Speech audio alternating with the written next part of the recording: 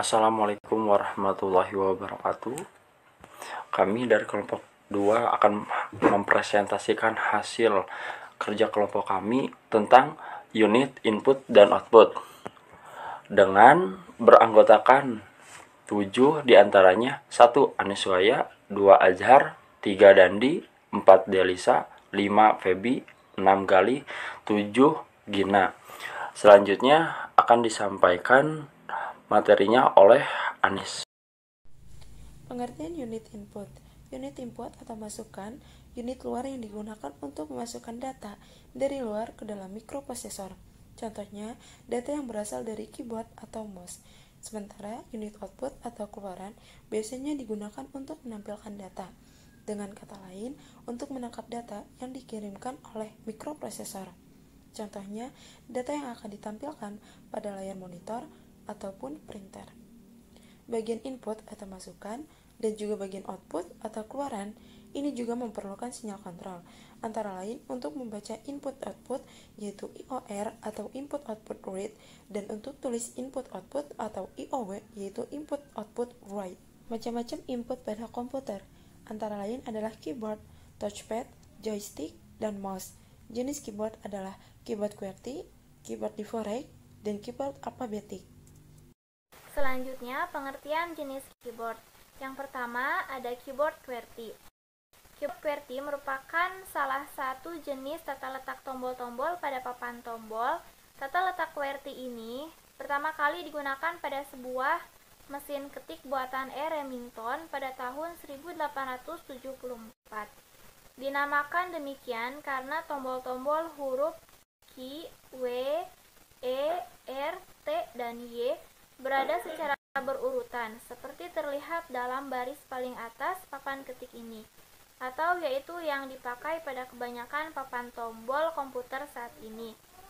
Yang kedua, keyboard Dvorak.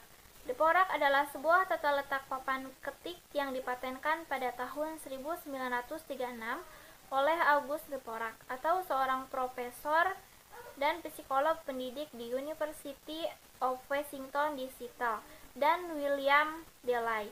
Meskipun dianggap jauh lebih efisien dibandingkan dengan susunan keyboard QWERTY, susunan Dvorak harus mengalah karena QWERTY telah lebih dahulu dipublikasikan.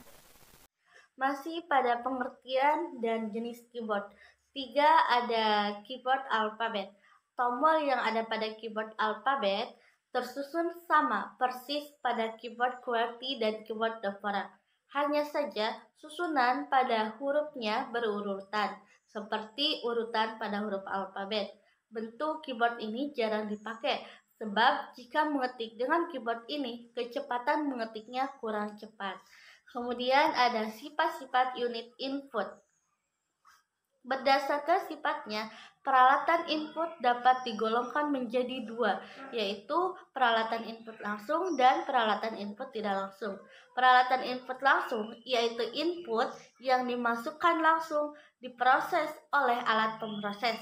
Contohnya keyboard, mouse, touchscreen, lip pen, dan scanner. Kemudian kedua ada peralatan input tidak langsung, yaitu input yang melalui media tertentu sebelum suatu input diproses oleh alat pemroses.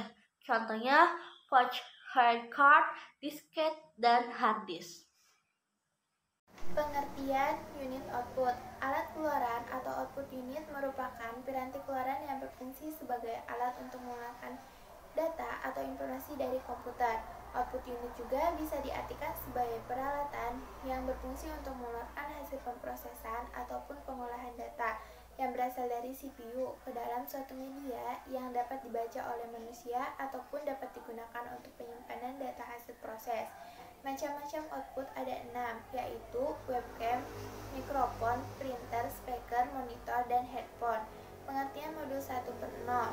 Modul 1/0 adalah suatu komponen dalam sistem komputer yang bertanggung jawab dalam pertukaran data antara perangkat luar dengan memori utama ataupun dengan register CPU atau sebuah konektor mekanik yang berisi fungsi logik untuk komunikasi antara bus, komputer, dan peripheral. Fungsi modul 1/0. kontrol dan pewaktuan atau control and timing.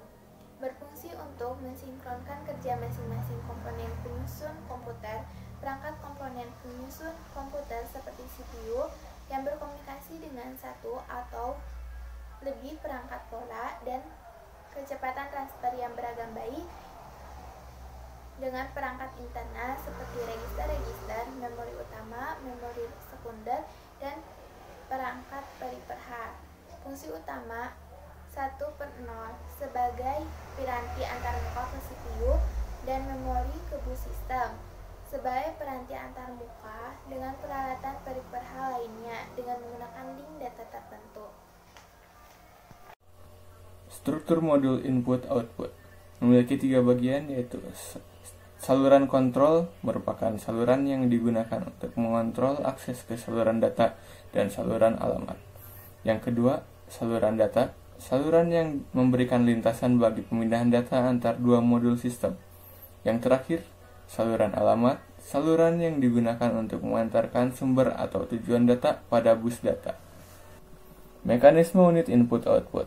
Ini adalah tentang bagaimana perangkat input Anda bisa menghasilkan sebuah output berupa teks, gambar, ataupun video pada layar monitor Anda. Tentu saja semua itu terjadi setelah melalui alur pemrosesan data yang meliputi input, kemudian akan diidentifikasi, kemudian diproses sebelum masuk ke memori dan masuk ke storage.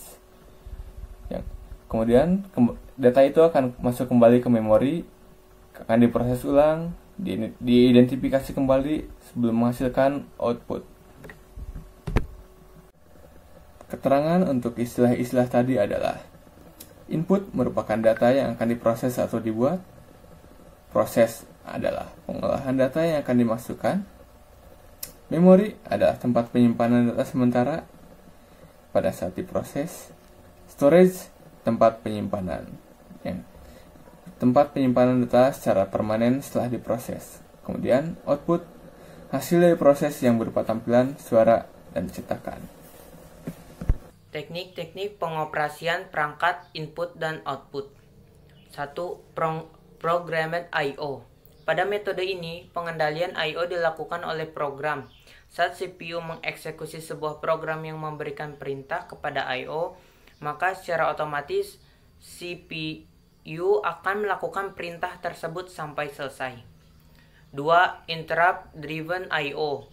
Metode ini memungkinkan CPU untuk melakukan multitasking sehingga tidak ada waktu tunggu saat transfer data. 3. Direct Memory Access DMA. Metode ini melibatkan CPU dan DMA. Prosesnya yaitu CPU akan menyerahkan kerja I/O kepada DMA. CPU hanya terlibat pada awal proses berupa memberi perintah lengkap pada DMA dan pada akhir prosesnya saja. Prinsip kerja DMA, Direct Memory Access. Prinsip kerja DMA adalah CPU akan mendelegasikan kerja I/O kepada DMA. CPU hanya akan terlibat pada awal proses untuk memberikan instruksi lengkap pada DMA dan akhir proses saja.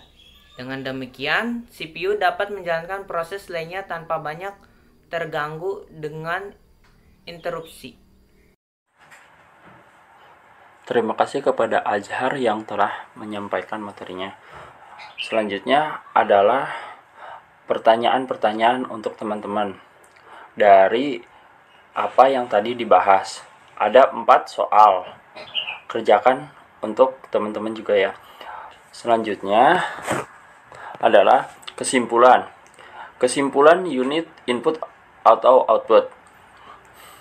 Input memasukkan data atau perintah dari luar sistem ke dalam suatu memori dan prosesor untuk diolah guna menghasilkan informasi yang diperlukan. Sedangkan output adalah mengeluarkan data-data yang terbentuk informasi yang dibutuhkan. Mungkin sekilas dari kelompok 2.